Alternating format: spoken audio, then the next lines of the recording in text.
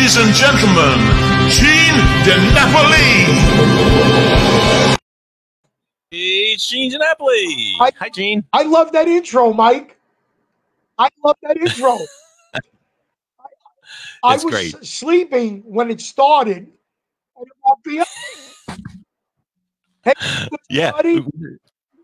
We should have the heartbeat monitor when that thing comes on. It's great. Work on that because that still says 37 years, but I'm celebrating my 40th year. All right, we have to update gotta that. work on that. Okay, but real quick, Gene, happy Monday to you, and congratulations, by the way. I'm going to tell everybody, yesterday you were nominated for an award. I'm going to just show a quick picture, and then maybe you could tell us about it. So here's you yesterday receiving an award. Let us know. Tell us what that is. Well, the gentleman to my right is Steve Vaccaro, and Steve runs an organization called the Chapters Rap, and they are very big into donating and to raising funds for lots of different things, domestic violence, underprivileged children. And I met Steve back in December, and I've done probably 7 or 8 fundraisers for him, going to the Mount Vernon Boys and Girls Club at a food drive, and just lending my voice to try to make everybody's night a little better. And they renamed this community award after our good friend who passed away, Pepe Cardona. So the award is called the Pepe Cardona Humanitarian Award, and I was the first recipient of it yesterday. And to my immediate left is my beautiful wife, Paulette, and next to her is Pepe's first singer when Pepe and Alive and Kickin' became a wedding band. That's Dorian Clara. Wow. And joined us yesterday, and we sang Pepe's hit song. And I got it right here, too. I got it right in front of me because today we laid Pepe Cardona to rest after his untimely demise. So I kept this close to me today, because they say as long as you remember somebody, they'll never be forgotten. It's and true. This award and the subsequent awards after this, the second, third, are always going to be named after him. So we will always remember our friend Pepe very fondly. Right. And you're getting a couple congratulations here from Janet. We're getting some from Florence. I'll pop them up as we go along. Great. Thank you. Congratulations again on that. And tonight we have a special guest with us. Okay. So every time I've done an oldies show, or I bought a restaurant, or I took a restaurant, I always started my live performances with a gentleman who I'm very close to. And that's Larry Chance of the group called the Earls. And sometimes I made money, and sometimes I broke even, but I never lost money with Larry. Larry, this is show number 2. We did one a few weeks ago with my friends from Kingpin. And Larry, unfortunately, is very bad with allergies. And we knew about this last week. And I said, how you feeling? He goes, not too good. He said, let's play it by ear. So I texted Larry last night. I said, how you doing, pal? He goes, not good. And he called me, and he couldn't even talk. So I said, okay, what do you got for me? And he mentioned this gentleman that's going to be on our show tonight. And Mike, do you remember back in the 70s, there was a comic called The Unknown Comic? Of course, with the bag on his head. Right. And the guy was very funny and never got the accolades he deserved because nobody knew who he was. Well, the gentleman we're going to have tonight is on more hit records based out of New York than any other artist along with his group. And for some strange reason, they never got the credit they deserved.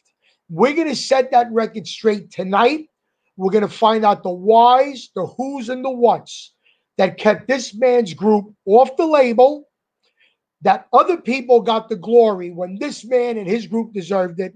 Right. So, Mike, if you do me a favor, will you please bring into the studio the wonderful lead singer of a group called the Dell Satins, Mr. Stan Zizka. Bring it, Stan. Hey, Stan. Hi, guys. Wait, can we play the Star Wars theme for Stan?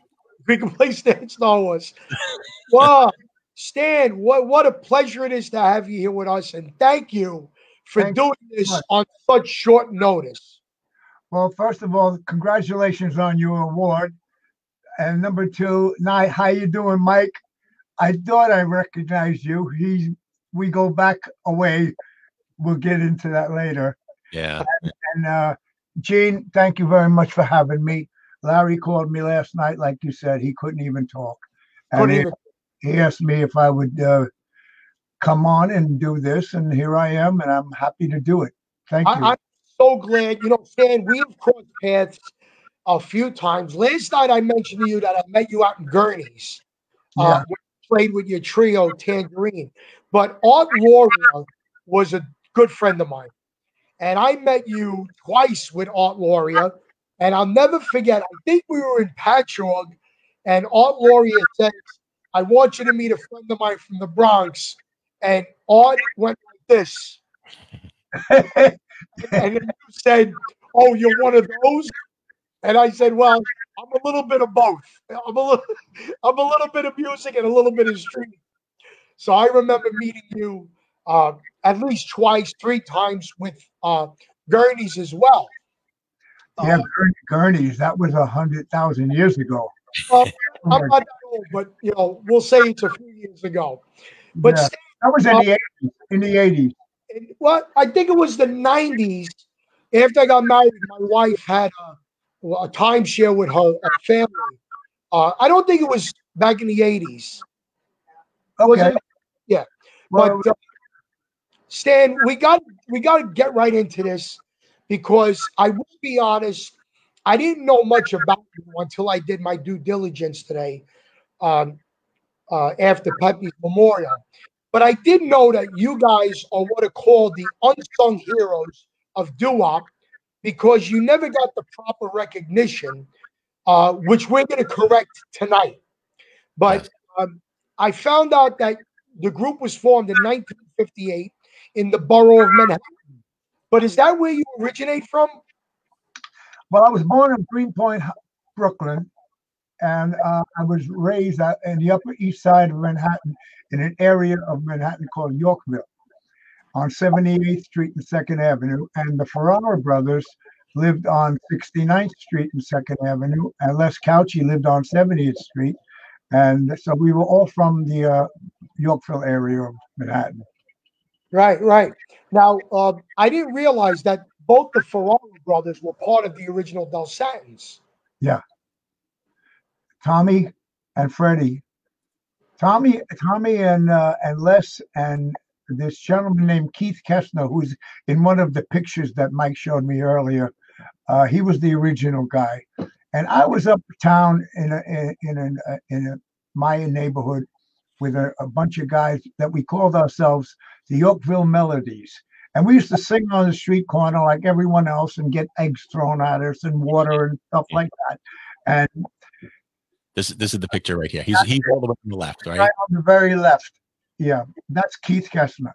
He never recorded with us, so even though he's an original Dell Satin, he's not on any of the records. He went into the Army and made a career out of it, and we haven't seen him since. But he's still alive somewhere. Right. And now, so, behind me is a picture of you guys. Are you in the middle jumping up in the air? That's you. That's me. There he is. Look at that. So like a body double. Yes. Wonderful. And you were also called the Jokers at one point, correct? I'm sorry? You were also called the Jokers at one point? Well, getting back to the story with the Yorkville Melodies, we were singing on the street corner. A social worker came to us and said, rather than get eggs thrown on you, why don't you come down to the neighborhood house in Lenox Hill, and we'll get you a room and you can practice there. So we all went down there. And there was another group singing in another room that I walked by after we finished our rehearsal, and I heard something that I haven't heard. I never heard. And I just went into the door, and I saw these three guys, Les Couchy, Tom Ferrara, and Keith Kessler. They were called the Jokers because they were a basketball team. They were just a bunch of guys to singing, but there was a sound there, just the three of them. And I walked, and they said to me, gee, we really enjoyed listening to your group. I said, well, I can't. I was walking down the hallway, and I had to come in to say hello to you. And I've never heard anything like that. So they said, would you like to sing a song with us? Now, I was a background singer. I was a baritone singer, so I didn't know any songs. I never sang lead, but I knew one song. Ironically, it was called Sweetest One, Johnny Maestro and the Crust. We'll get to that later. And I sang it with them, and they asked me if I would join the group. And so I was like flabbergasted. I never heard that. Les Couchy had a timbre to his voice that just was outstanding. He was the best tenor in the business. Right. And I joined the group, and we named ourselves the Dell Satins. It was just the four of us at the time. Right. Now the Dell Satins was a combination of the two of the hottest groups of the day, the Dells and the Five Satins. Yeah. And the guy who named us the Dell Satins wasn't even in the group yet. And that was Tom Ferrara's brother, Fred. That was Freddie. And we would go down in the basement and sing by the coal stove. And Freddie used to come down and put the coal in the stove to heat the building up so people had hot water to take showers and baths back then, because his family was the superintendents. So we said, hey, Freddie, go like this, bo, and he did. And he came in the group, and he's the only Dell Satin that never left the group when they evolved into the Brooklyn Bridge. And the first song he ever sang with us with the Dell Satins, and the last song that he ever sang, rest in peace, Freddie, my brother, was with the Dell Satins. Right. Gene, let me add something to what you were saying before about Stan being, I guess, under-recognized for what the music he plays. He has been heard by everybody in this country at one point or another during weddings, or some of the songs that he sang are, you know, when you get to, they're iconic. Exactly. You know what, Mike? We're going to right or wrong today as much as we can, being that, you know, we're not Cousin Brucey, we're not Murray the K, we're not Casey Kasem. We're just two local guys, me and you, Mike, and we want to give props to people that built up music that we love. And that's why having Stan on this show is so important, because so getting back, so you formed the group in '58. Yeah. Singing Sweetest One, which by the Crest was released in '58. Yeah, and that was the only song I knew as a lead singer, because I wasn't a lead singer. Gotcha. And so to become a lead singer, I had to learn how to sing lead songs instead of singing a baritone part in the background. Right. Now, there were 2 years that you did all the shows in New York without a contract, and you were supposedly, I'm a little bit young, I understand, you were supposedly one of the most exciting groups on the circuit that nobody wanted to follow you guys. Is this true? Well, that's a big compliment. Thank you very much. We had a great floor show. I think I lost somebody. Oh, there you are. Yeah. We had a great floor show. We would idolize the Temptations and the Harptones, and all the black groups were our favorites. And when we played at the Brooklyn Fox with Murray the K, Paul Williams from the Temptations used to take Tommy Ferrara up to the 6th floor of the theater and teach him routines. And Tommy would bring him back down to the dressing room, and we'd go on stage and do them.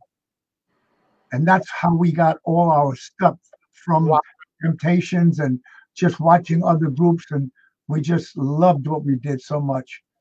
Right. And you won the Battle of the Groups one year, correct? Yeah, they had Alan Fredericks, old-time DJ, had a Battle of the Groups at the Empire Hotel on Broadway. And I don't know how many groups participated, but it was a week-long contest, and we came out and we won. Fabulous. And we went out and recorded our first record, and we were signed to N Records without meeting anybody, and they thought we were a black group with our first record. The Dell Satins, and the song was "I'll Pray for You," a song that I wrote. You wrote that song. Yeah. And you did that. You did all the shows. Did you travel across the country at that point? No, we didn't do much traveling around across the country. Nobody was old enough to drive. Mr. Ferrara, Tom and Fred's father, used to drive us. And the first paying job we ever had, he took us to New Jersey to a firehouse where the mayor of the town gave us $5. That was $1 a piece. That's what we got. That was our first pay. Wow. $5 each. No, $1 each. $1 each. $5. $5. The mayor of the town. We performed in a firehouse for the firemen. Wow. Well, it's a good bunch of people to have your first I paying. still have my dollar. I still have it. I was going to ask you that. Is it in one of those frames behind you? I have it. Yeah, it's in the frame back there, next to me and Tony Bennett. I love it. I love it. So now you record I Pray For You, but then somewhere in the mix you wound up going to Laurie Records. Yeah. Now did I Pray For You not do the chart success that they had hoped for? Yeah, well, we didn't know anything about anything. We didn't sign anything. We just went into A&R Studios.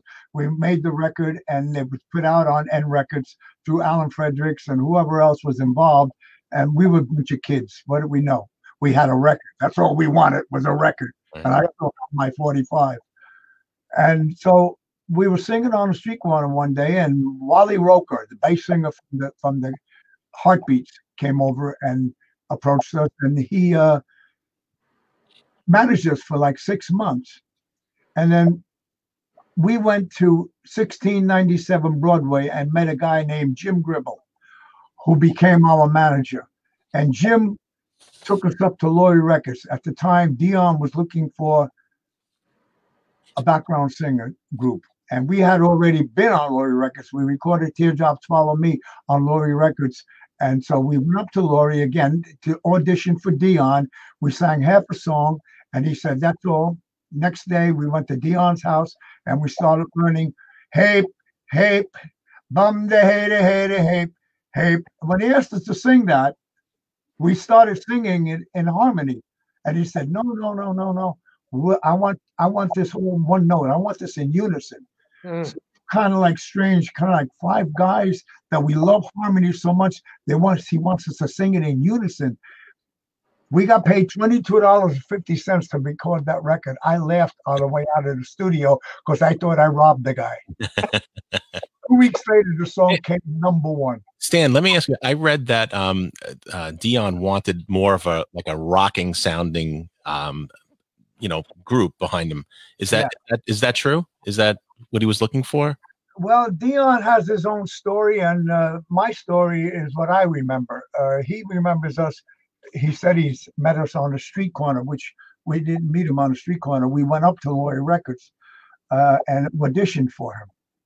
And he liked our sound. We didn't have what they called a white sound. We had a black sound because I idolize all the black groups. Till this day, the Flamingos are still my favorite. Terry Johnson, I love them. Right. Mike, I don't know if you listened to early Dion and the Belmonts record. The Belmonts were formed before Dion joined them, and they were in standards and a lot of stuff. So that was good for Dion when he started with That's My Desire and Where It Went. But as Dion evolved, I think I don't say a rocking sound. I think he wanted a more upbeat sound, which is Dell Satins came in. Right. Dion was looking for a background vocal group. He wasn't looking to become Dion and the Dell Satins. That never would happen. He didn't want that. Right. He didn't want our name on the record. And at the time, we were kind of like, we wanted our own identity. So we thought, okay, what are we going to do? We're making The Wanderer, Runaround Sue, and Sandy. That was $67.50 in one session that we walked out with, that I was feeling rich. Right. To two of the biggest rock and roll songs of all time. I can't believe how many Dion songs are on. We're talking about Runaround Sue, The Wanderer, Lovers Who Wander, Little Diane, Love Came to Me, one of my favorites, Ruby Baby, Donna the Prima Donna, Drip Drop, and Sandy. I mean, you are basically the brick wall behind Dion. Yeah, we had a lot of fun, and as we started making more records with him, we kind of realized our importance in our role, but it didn't go any further than that. Then you recorded with Len Barry. Yeah, we recorded with Len Barry. We recorded with Nicky Como. We recorded with Bobby Callender. We recorded with Bill Baker from the Five Satins. Wow. At that time, we were so hot in the recording studio that everybody wanted us to record for them. So we would spend 3 or 4 days in the recording studio with different artists. Wow. Wow. Now, who is Dean and Gene? I don't remember Dean and Gene. Dean Parrish. Do you remember Dean Parrish? I think it's called Albert Anastasia before he was Dean Parrish. And we worked with him. Gene and Dean were the ones, I think they wrote Best Wishes, Good Luck, and Goodbye. The flip side of Teardrops on Me. You know, I'm trying to remember as much as I can. Right. And when you become 150 years old, it gets a little tough. And then you did one of my favorite songs, Ernie Maresca, Shout, Shout, Knock Yourself Out. Yeah. Yeah. We recorded a whole album with Ernie. Right. Right. Yeah, I'm the Wanderer. Right. I'm surprised Dion didn't grab that from Ernie. What's that? Shout, Shout? Yeah. I'm surprised too. But Dion liked to write his own songs, and he was like on a roll. I mean, the guy wrote some great stuff. You know, as we kept recording with him, it just got to be so much fun. Right. Now, 62, Teardrops Follow Me hits the charts, right? It never hit the national charts. What? Well, local. Let's say tri-state hit. Connecticut, New Jersey, tri-state. They called it a tri-state hit. New York, Jersey, Pennsylvania, you know, Staten Island, that area. It was never on the national charts. Right, and that got you in front of Alan Freed. No, we never played for Alan Freed. Murray the K. Murray the K. You never did the Alan Freed show. No, we performed for him when he owned the Alan Freed restaurant or a disco, but we never performed for him on any major stage. No, it was after Alan Freed, when Murray the K came along. That's when we did the Brooklyn Fox twice with the Temptations and the Miracles and Martha and the Vandellas and Smokey Robinson approached us and wanted us to be the first group on Motown Records. And our manager at the time, Jay Fontana, who also managed Clay Cole and Murray the K, wouldn't give them our contract because we were working with Dion at the time. And so we blew that shot. Now you were on an all African American show, the only Caucasian group. Yeah. And let me ask you this, in light of what's going on today, did you not get along with those guys and girls like they were family? There was no such thing as racism in our business back then. I idolized the black groups. I still do. Willie Winfield is one of my favorite singers. Terry Johnson from the Flamingos, the Velours, the Heartbeats, Wally Roker. I mean, we were with these guys all the time. Martha and the Vandellas. I loved Martha. You know, we used to hang out. It was just the Four Tops, Marvin Gaye. We all were on the same show. And we were the only white group there. We were like what they called the Oreo cookie. Because picture this. Little Anthony and the Imperials come from Brooklyn. Right. The Temptations were like the greatest group of the time with their steps. And we had to follow the Temptations, and Little Anthony followed us in Brooklyn, 10 days, 5 shows a day. Wow. Wow. So what did you do? How long did you perform for? Naturally, you had to do Teardrops Follow Me, but you couldn't just go out for one song. You had to do a few songs. What were the other songs you were doing? They gave us 2 songs. We would open up with a Chuck Jackson song, I Don't Want to Cry, because I loved the song. And then we did Teardrops Follow Me, and that was it. That's all they gave us the time to do. 2 songs. 5 shows a day. 5 shows a day from 10 o'clock in the morning to 1 o'clock in the morning. 5 days. And we watched the Frankie Avalon movie in between. With Land. People complain today when they got to do 45 minutes once. I go on stage, I could do 5 hours, and I love it. And I don't want to come off. You got to come get a hook. Yeah. Good I one. had heard that about Play a little bit of that one. The Teardrops Follow Me. Can we play a little bit of it? Yeah, let's play a little bit, Mike.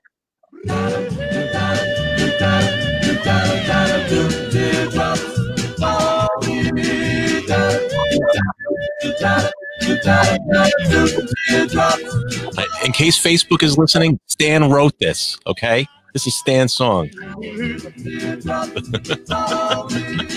Everywhere that I run to, I guess I'm a lonely soul. Something I can't control. Everywhere he goes, teardrops follow me. It just has that sound, you know. It's Well, the sound there was Les Couchy and Bobby Fiella, and Fred Ferrara and Tom Ferrara. Those So guys, who was first tenor? Les Couchy, the best first tenor in the business to this day. wow. He just passed away a couple of months ago. Yeah, we lost a lot of people Yeah. really recently. Stan, give me 1 second. I just want to mention our sponsors, if I can. We picked up a new sponsor today, Mike. Oh yeah, who'd we get? Financial Management Corporation of New Rochelle. For over 30 years, personal income tax and corporation, estates and trust funds, and investments have been looked over by Francisco, and Fran is a new sponsor. We're going to put Fran's number up on the screen, 914-589-1013. Okay. You got to give me a little bit more advance. You got to give me a little bit more of an advance to put the numbers on the screen. But We're going to fly with this. yeah, no, I'll put everything underneath after the show. And then, of course, we got the Pure Organic Dry Cleanings back on Tremont Avenue in the Bronx. Go to 3166 East Tremont Avenue. Mention Gene and bring 3 items. Get a 4th item clean free. And then, of course, our good friends at Dream Destinations Travel, Howard and Karen, are resort specialists for sandals, resort, and any kind of cruise ship you'd like. You could call them at 347-398-653. And we're going to get back to that by the end of the show. Okay, we got to take out the mortgage company. We'll get rid of them. Don't go. So, Stan, now you did the shows. At the time, did you have a regular job? This is all I did all my life. I had other jobs on the side. I drove an ice truck when I was 14 years old, before I started singing. And I drove a limousine for a while. I was working in the Iron Workers Local 580, but that was always side work to me. This was always my career. This is what I love to do, and I'm still doing it today. Right. Great. So, did you find a lot of work on the weekends as the Dell Satins? As far as when? Back in the day? Yeah. Oh, the Dell Satins were working every weekend. We were in demand, and what was really funny was they booked us on credibility because we were Dion's background group, but because we had such a great stage show. I mean, we did a baseball routine in slow motion, and we did a thing called the bug, where we would pass it around to the people in the audience and get them on a stage, and they would carry the bug and pass it to the next person. And it was just fun, and we just loved what we did so much. And that's how we worked. We never had a major hit record, the #1 charted hit record. It was never on. You'll never see it on any of the compilation albums from any of the big companies, because it never went to a major hit. And right. And then we used to get problems because we couldn't get work later on because of that. Well, you don't have a major hit. So we worked most of our career on being Dion's background vocal group. That's how we got. And so when we perform live, we do all the songs that we recorded with Dion, plus our own stuff, Right. and whatever else we feel like doing. Right. You know, about a couple of years ago, when I was listening to music of you guys, I spoke to somebody in Jersey, and they're the ones that told me about your stage show, and they said that your show was a white version of the Trineas. Yeah, I think that's where we got the bug routine from. From the Trineas. Yeah, yeah. All right. Yeah. You know what? It's great to take things from all different acts and put them in one show. 1963, the great Phil Spector called you. Yeah. So tell us, was he as eccentric in 1963 as he became? Phil Spector had what they call the wall of sound. He made records that were like, oh my God, how do you get that sound? And at that time, Dion approached us and said that he was going to leave Laurie Records and he was going to go to Columbia Records. And if we released all our songs to Laurie and got out of our contract, he would take us to Columbia with him and produce our next record. So we thought about that. And at the same time, Phil Spector called me and said, I want you to come up my house, brought the group up to his house, and he offered us to go to California, relocate, and he would produce us. So this is where we were at. This is the dilemma. Where do we go? Do we go with Phil Spector? Do we stay with Dion? And we decided to stay with Dion, and he took us to Columbia and produced a song called Feeling No Pain, with the flip side of one of my favorite songs that we've ever done that he wrote called Who Cares? And so that's how we stayed here instead of going with Phil Spector. I'm going to ask you a question that maybe people shouldn't ask. Do you regret that decision? Not at all. You don't see that with the wall of sound, you guys could have transitioned into the mid-'60s pop field? I have a philosophy about that. If you think about what could have been somewhere else, then you wouldn't be here today. It's true. What an answer, right, Mike? Perfect. That's another way of saying, Gene, don't ask that question anymore. Well, to answer it correctly, I don't regret that decision at all. I'm very happy. Now, even though you were the leader, was it a group voting process? Still is. Yes, it was, huh? It still is, even with the new members. Right, that's great. So now comes the mid-'60s. You're with Columbia, and you're still doing shows. After the initial hits, were you solely with Dion, or were you still able to record with other people? Yeah, we recorded with anybody that asked us to record with them. We didn't have any exclusive contract with Dion. So whoever called us to do a song with them, Bill Baker, Len Barry, those people, that we would just go and do it. And we would learn it the same day that we recorded it. Right. Other than the Dion hits, what is the next biggest song you're on from another artist? Shout, knock yourself out. Okay. Right. Yeah. That's. I mean, if you're gonna have a resume, Mike. I mean, do you know that the Dell Satins are probably more responsible for the New York doo-wop sound than many people who get the accolades? I mean, this guy's on minimum 7 major hits. Right. Define the white doo-wop sound of New York. And Stan, the catalog of music would not be the same without the Dell Satins contributions. I got to tell you, when people know background part just as well as they know the lead lines, that's a testament to what you guys put on wax. Yeah, you know what you are, Stan? You like that lollipop guy with the pop? Everybody knows the pop.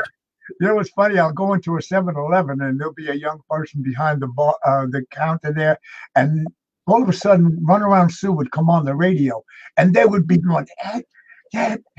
And I'm buying my coffee, and they have no idea who I am or what I've done, and I'm watching them jump around and sing the song, and it's like, wow. Yeah. I walked out with my coffee and said, It's like, I got to tell Gene, Stan, we talked about this for a minute before, but Gene, I met Stan, I don't know how many years back now. It's been a few years. I did some CDs for Stan back years ago. And he came in. I'm like, the Dell Satins. So I'm doing the song. And I want to talk about that too, Stan, the new song that you did. And it was a great song. And I'm like, the Dell Satins, they did this and this and this. I was like, holy cow. I know all of these songs. It was just mind blowing. It really was. thank you. Thank you. Yeah. So now it's mid-60s, and you're working, and you cross paths with Johnny Maestro. Well, So- Johnny Maestro and the Crests were the group that was downtown, and they had hit records. They were great. You know, we used to watch Johnny all the time. And in 1965, we did a Clay Cole TV show for 2 years. And in 1965, I was asked to leave the group by our manager, who promised me a solo career, and which never panned out because I was just asked to leave the group. And I gave all my clothes to the next lead singer of the group, and I was supposed to get paid for it. I'm still waiting for the money. But I left the group. Tom Ferrara went into the service into Vietnam. Les Cauchy went into the service in Vietnam. Freddie Ferrara was the only one of the Dell Satins that stayed. And so the Dell Satins, Freddie found Johnny and asked him to be the lead singer of the Dell Satins. And so it was Johnny Maestro and the Dell Satins for 6 months. And they recorded a song called Ebb Tide as Johnny Maestro and the Dell Satins. Then they met a group called the Rhythm Method. And at that time, the Beatles came out and everybody was self-contained because the Dell Satins were an a cappella group. We used to have to use the band at the gig to do our show. So they became the Brooklyn Bridge. Now everyone said, how did you get the name the Brooklyn Bridge? Johnny Maestro's manager, Betty Sperber, when she heard that they had 10 people in the group, she says, that's crazy. How am I going to sell that? That's almost like trying to sell the Brooklyn Bridge. And that's how the name became. So the Dell Satins evolved into the Brooklyn Bridge via Johnny Maestro. Right. That time you were trying a solo career. And when Les came back out of the service, he joined the group. So him and Fred were up front with Johnny, and that was the Brooklyn Bridge, and they were the sound. And if you listen close, you'll hear a lot of Dell Satins in there. I mean, Johnny Maestro was the greatest singer ever in this business. You can hear that background vocals with Fred and Tom, Les. There's Dell Satin sound there. Now, when you went solo, were you still were you a doo-wop or pop? Were you a balladeer? What were you doing? I never went solo. You never went solo? No, he told me I was going to, but I never did. I never saw my manager after that day. After I gave him the clothes for the next singer, I never saw him. I never got the money, and I never saw him again. Wow. And so I had a friend of mine who was a bass player, and he said, let's start a band. I knew nothing about a band, so my friend Andre, who passed away, he helped me form my first band that became Stan Summers.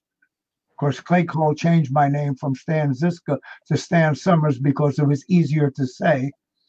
And so I became Stan Summers and the Unusual. We were unusual. And I knew nothing about a band, and that's how we started. And that evolved into Tangerine. That's a whole nother story. What year was this about? 1965, 66, 67, like that. And then I spent 2 years with a group from Pennsylvania called the Magnificent Men. And we worked with the Brooklyn Bridge at Charlie Bates's Barney Google's in Manhattan. And that's the next time I saw Les and Fred with the Brooklyn Bridge and Johnny. And I was with this great group from Pennsylvania, the Magnificent Men. If you ever listen to any of their records, they were like, woof, blue-eyed soul.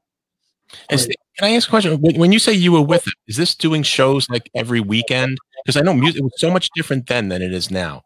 I lived in Pennsylvania for 2 years, and my wife was in 94th Street in Manhattan. And the reason I left the Magnificent Men is because my wife got pregnant and my daughter was born. And so I didn't want to travel anymore. And so I told him I had to leave. Okay. And then I was called by an agent to go fill in for Joe Amato, who was a friend of mine, who was working with this guy, Charlie Aiello, in a place in the Bronx called the Joker's Wild. You should know that place, Gene. We do. Yeah. And I filled in for Joe Amato, and that's how I met Charlie Aiello. And that was in 1971. And we're still together.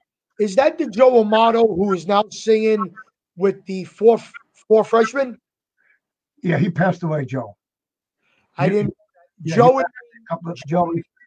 Yeah, he was doing a takeoff on Frank Sinatra. He was also doing the country singer. Yep.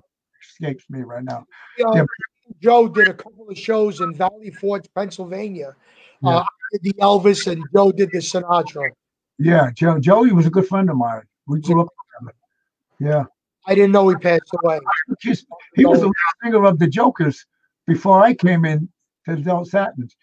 So I took his place in the Jokers that became the Dell Satins, and then Joey later on became our guitar player in the Dell Satins. Wow. Before Johnny Maestro came along and made it at Brooklyn Bridge. So it's one big family. We have a comment here, Stan. I'd like you to hear from a girl named Mary Jane who lives down the lane. Stan Zizka and the Dell Satins are legend. Gorgeous people. Thank you. I had that up on the screen before. What? I had that up on the screen. I'm popping them up as we go. I don't see any of those pop-ups. Oh, you don't see them?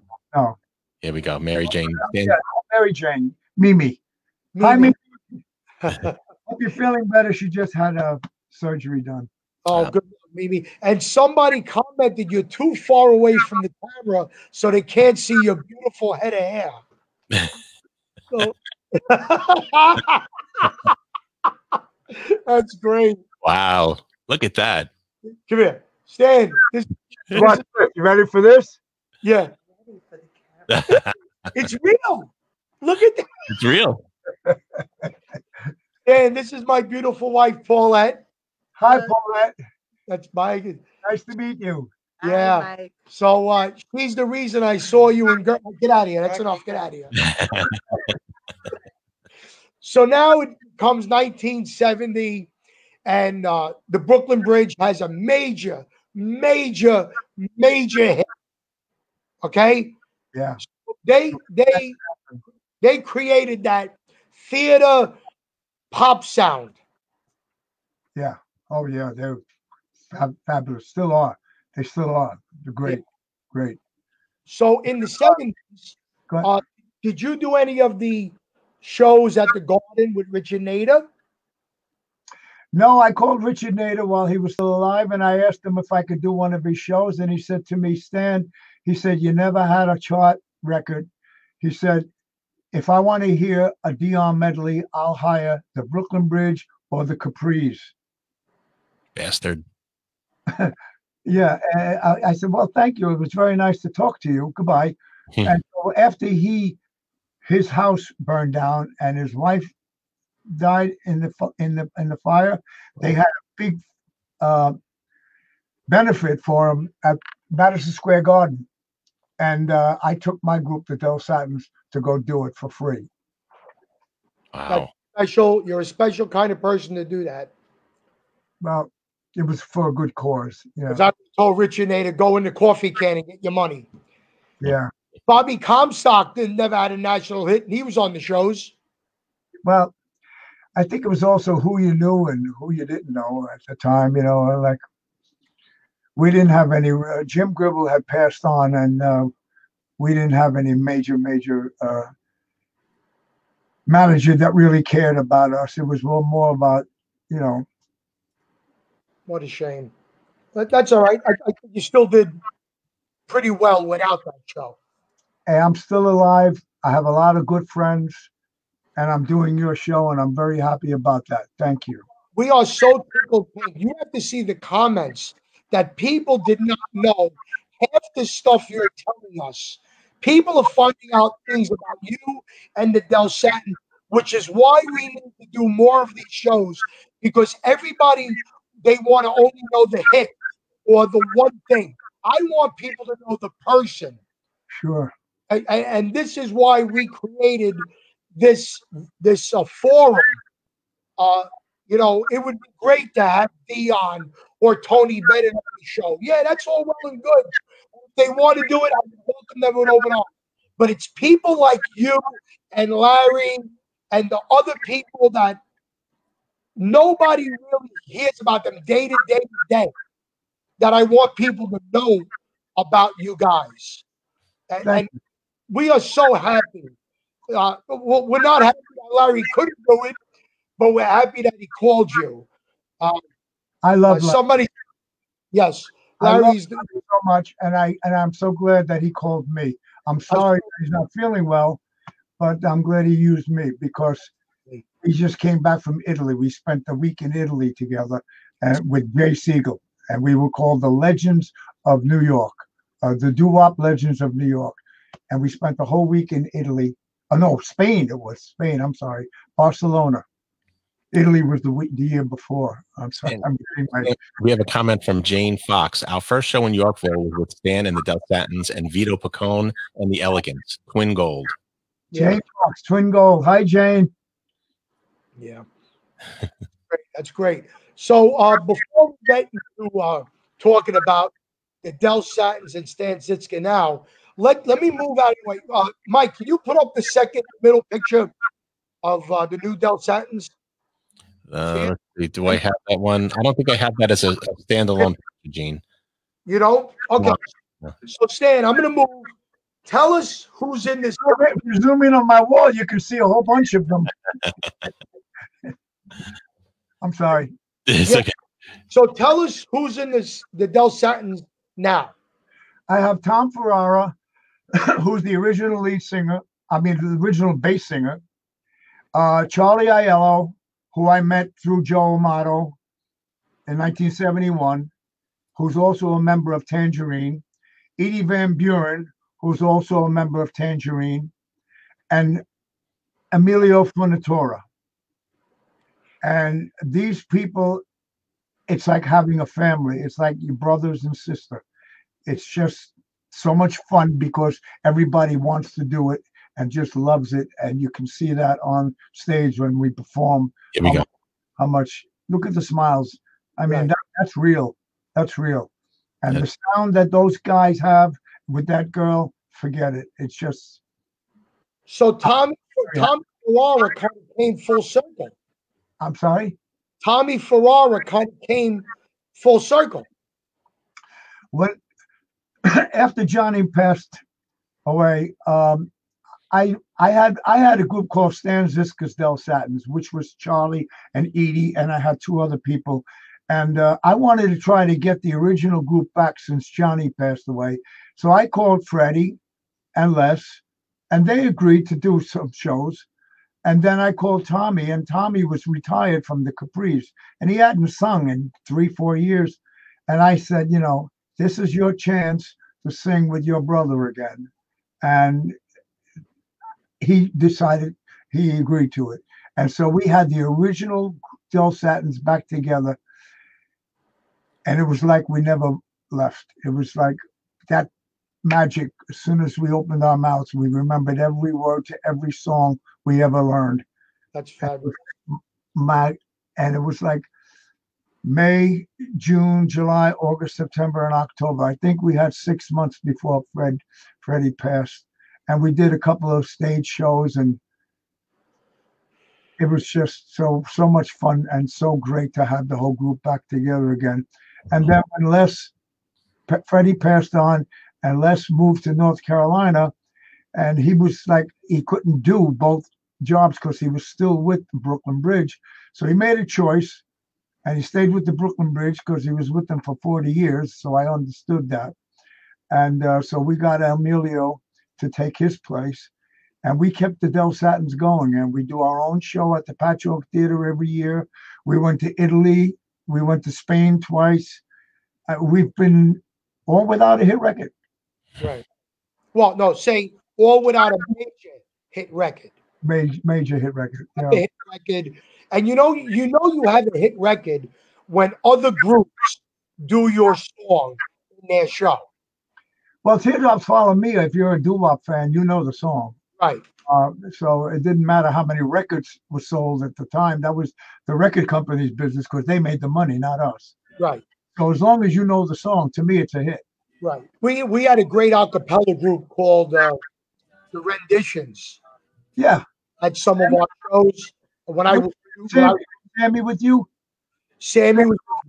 Sammy and Charlie Schaffner? Yep.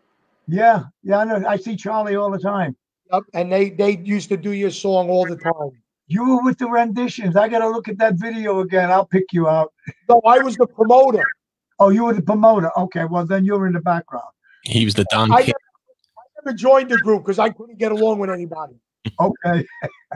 And then you did some Christmas songs. Getting along with people in the group is, you got to really love what you're doing. I know. And you got to love each other. Yes. And then you did some Christmas songs. Christmas songs, yeah. What did you do? Or Lauria's TV show. Yes. Yeah, we did it. We did Jingle Bell Rock and Silent Night. Well, a bunch of them. Whatever the songs. All the Christmas carols. Right. We recorded them, but they're on Art Lauria's TV show. Are they available if people want to purchase those songs? No. All right. Well, we got to talk to Lauria's son then. I'm working on it. I'm working on an album right now. I don't know if I'm going to have it ready this year, but it's a Christmas album by the Dell Satins. So wonderful. Yeah. Which brings us to a very important part of your career. I'm going to mention my sponsors one more time, and then we're going to get to a very important song that you wrote and recorded, which is perfect for the disarray that our country is in right now. But we'll get to that. I actually have a video of that too, Gene. Give me a second, if you don't mind. Sure. Once again, we want to thank our sponsors, Pure Organic Dry Cleaning, the Bronx, 3166 East Tremont Avenue. Bring in 3 articles of clothing. Mention Gene's name. 4th one, Dream Destination Travel. Howard and Karen for all your travel needs. 347-398-8653. And our new sponsor, Financial Management Corporation. For 30 years, our dear friend Francisco. Call 914-589-1013 for all your tax needs. Which we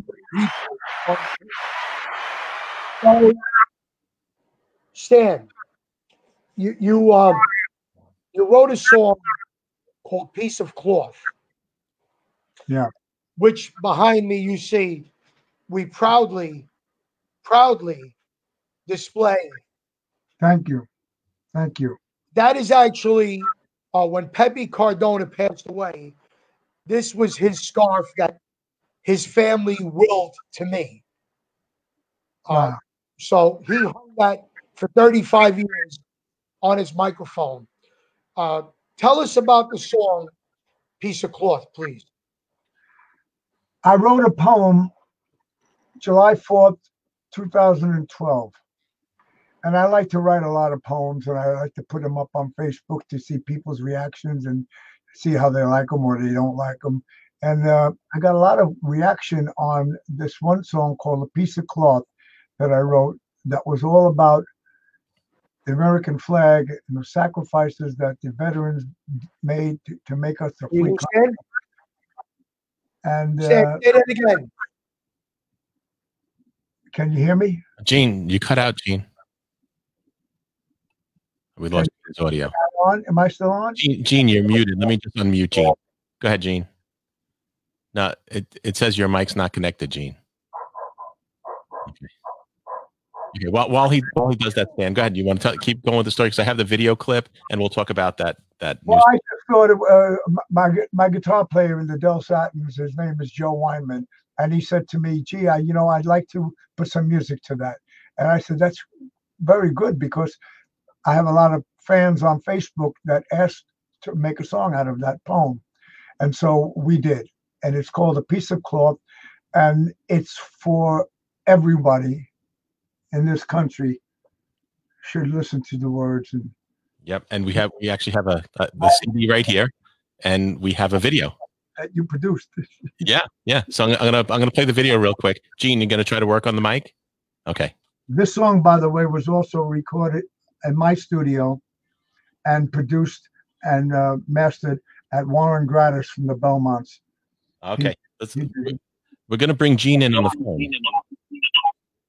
Mike, I gotta restart the computer. Okay, restart and just use that same link, Gene.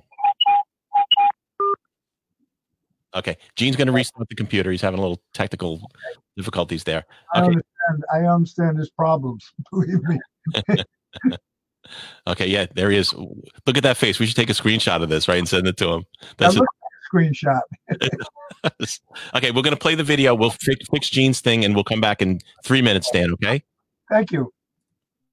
To survive in peace and harmony, united and strong, we must have one people, one nation, one flag.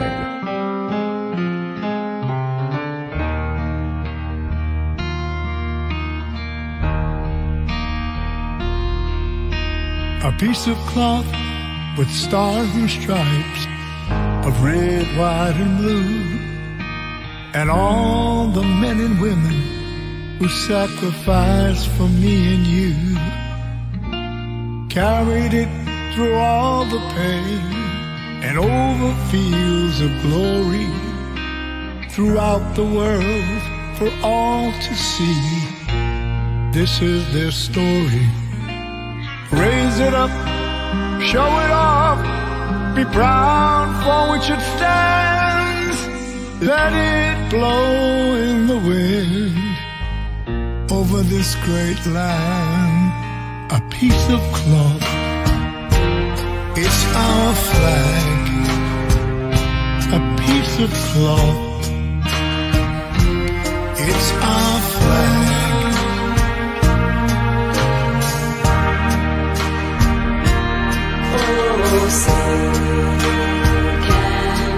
Ever since it was created, this flag has seen it all. Stepped on and burned, still it wouldn't fall.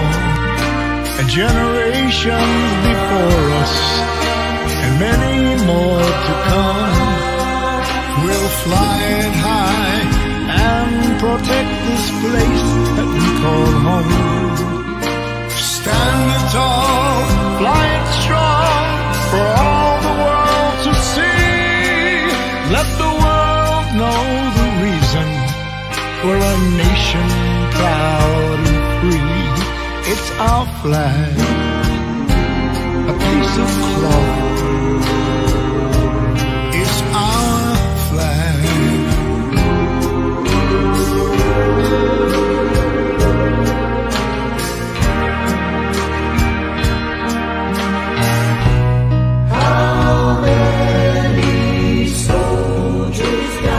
How many soldiers died? How many families cried? How many families cried? How many understand? This is our flag. God bless this land. A piece of cloth, it's our flag. A piece of cloth, yes, it's our flag, For which it stands.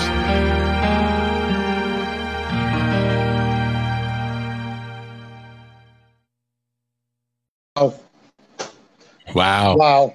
That's a great man. Thank you. Thank you. I tell you, I don't get moved that often, but that was unbelievable, Stan. And I got to ask you, is that song available on any platform for people to buy or download? Yeah, they could email me at popstash@gmail.com, and I'll be happy to send out a copy. Fabulous. We could put a link down on our page. We could even do that for you, Stan. Yeah. I'd like if you don't mind for you to send me the poem so I can add that to my website. Would you mind? Very good. I would be happy to do that. I would love that. Stan, what's next on the Dell Satins timeline? That's a good question because of the what's going on right now in the world. Everything is kind of like at a standstill. We had 3 or 4 shows that were coming up that got postponed until next year, and hopefully we'll be out of this pandemic by that time, and we can get back to normal, hopefully. But right in the near future, it's just I'm trying to get some work together with Tangerine because there's only 3 of us, and we do local restaurants and we do different material than the Dell Satins. Well, Stan, I got to tell you, I live in the Bronx, but if there is anything I could do for you to get your group on this side of the bridge, all you have to do is ask. Well, anytime you have a show or anything that you'd like me to participate in, please give me a call. You have my number, and yes, I can come tonight. Thank you. Well, hopefully, Stan, you enjoyed our hour together, and you got to tell stories that maybe you don't get to tell as often as you'd like. Yeah.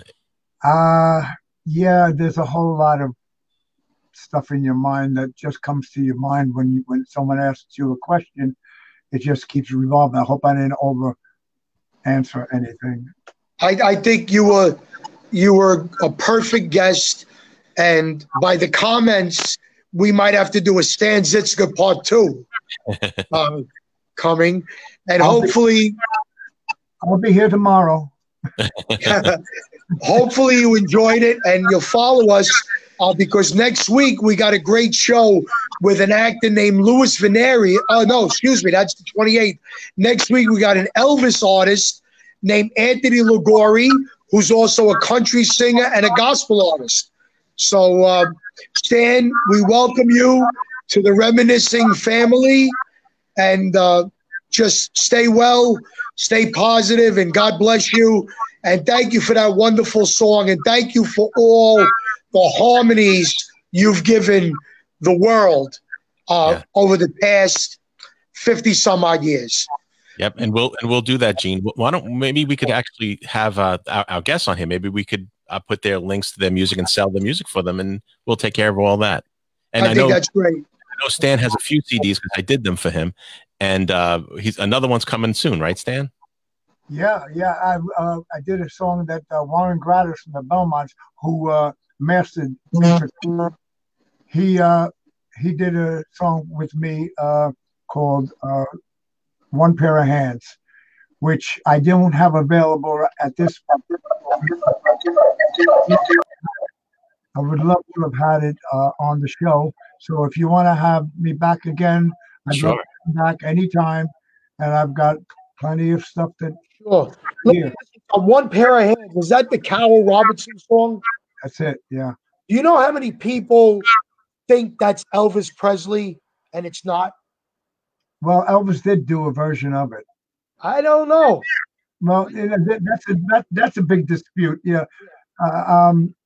There's no way of knowing. We can't ask him. No, but you know what, man? Next week we could have a psychic on, and maybe we could try to. You know that Glenn Campbell's wife co-wrote that song. No, I did not know that. Wow. I did not know that. Stan, how can people find out about all your shows? What's the website? My website is not really. If you want to know, become my friend on Facebook or go to the news feed, because Facebook is the platform that I use for appearances and whatever the Dell Satins or Tangerine are doing at the time. And so if you're on Facebook, be my guest. Is it a Dell Satins page or is it Stan Zizka? There's a Stan Zizka page, and there's also a Stan Zizka's Dell Satins page, which almost the same thing. Okay, great. Well, Mike, we have to follow both those pages now. Yes, and Stan, just so you know, we have some comments here that we should send your song to the Carrie Ann. And we have to send your CD to the president, and I'm sure he'll like it. You know what? If you can get that CD to the president, I think the more people that hear the song, the better off that we could be. Absolutely. Yeah. Absolutely. And Mike, stay with me, Mike. But ladies and gentlemen, I don't know how we're going to do it, but please give a big round of applause for a New York legend, Mr. Stan Zizka and the Dell Satins, ladies and gentlemen. Thank you, Stan, very much. Thank you, Stan. We appreciate you, and we will be there to support you once everything opens up again. Thanks, Gene. Thanks, Mike. Good seeing you. Thank you, Stan. We'll see you soon. Bye, everybody. We're playing out with Stan.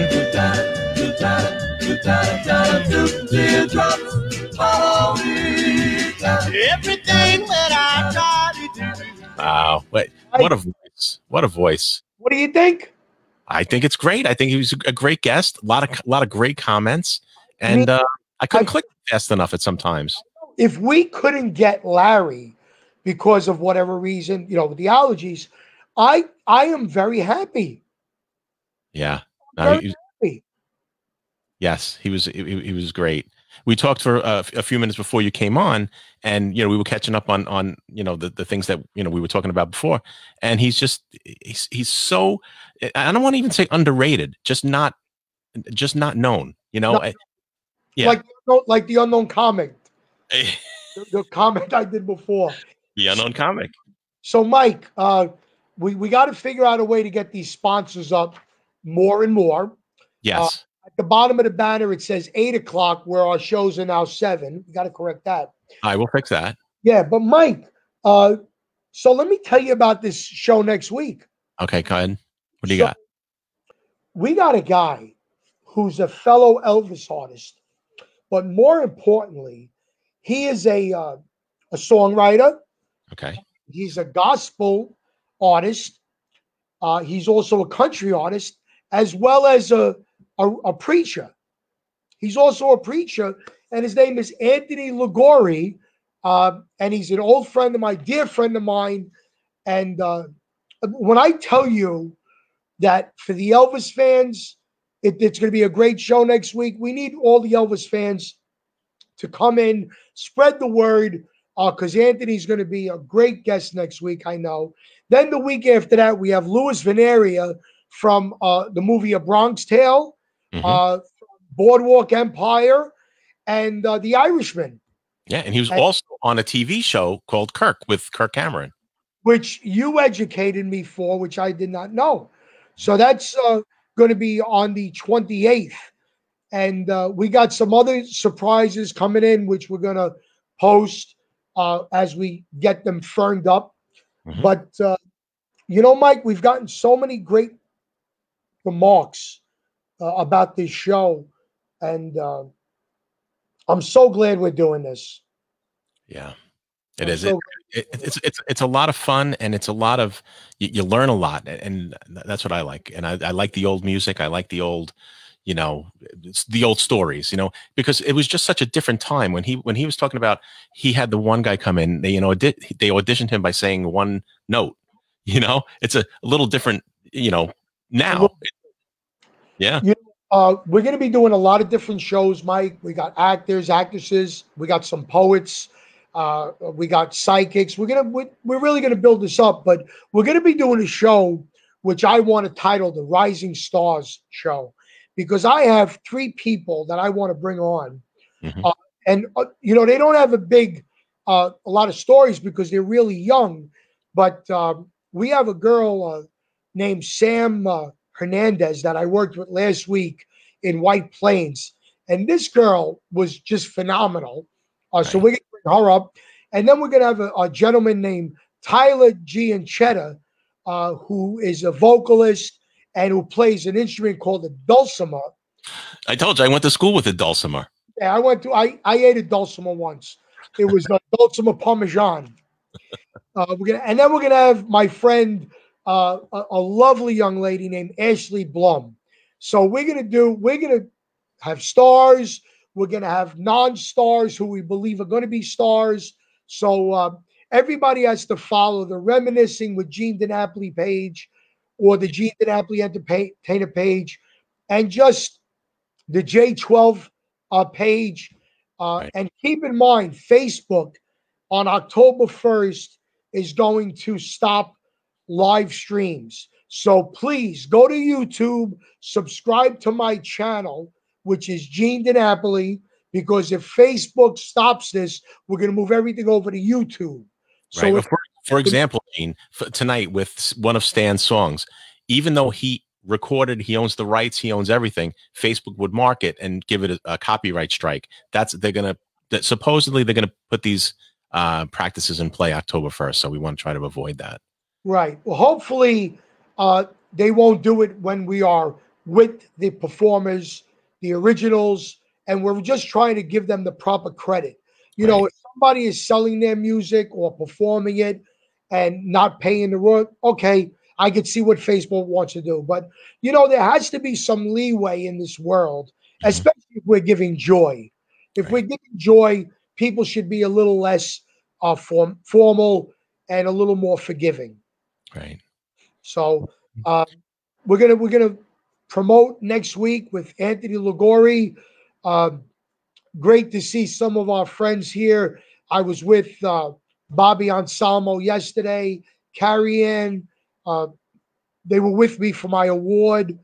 I was so happy that all my friends were there, family members. My mother-in-law was there, which is great because I'm her favorite son-in-law. Let me rephrase that. I'm her only son-in-law. And I'd like everybody to wish my wife, Paulette, a very happy 51st birthday this Friday coming up. Yay! We have to celebrate for a month. Yes, you have to. It's a nonstop celebration.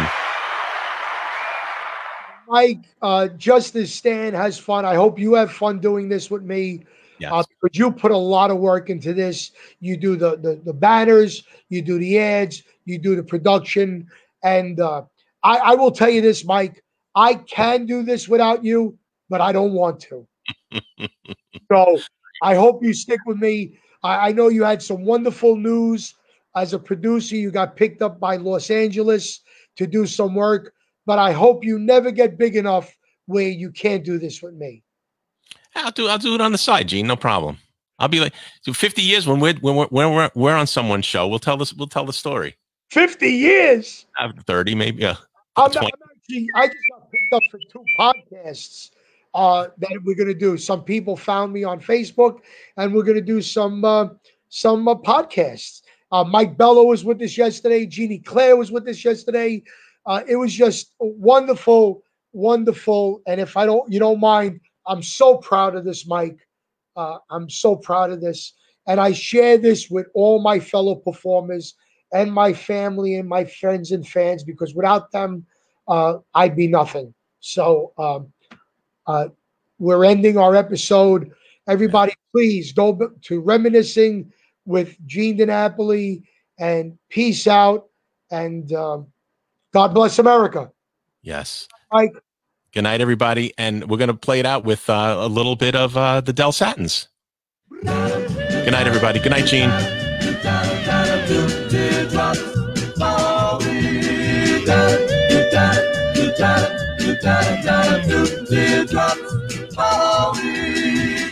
Everything that I try to do, everywhere that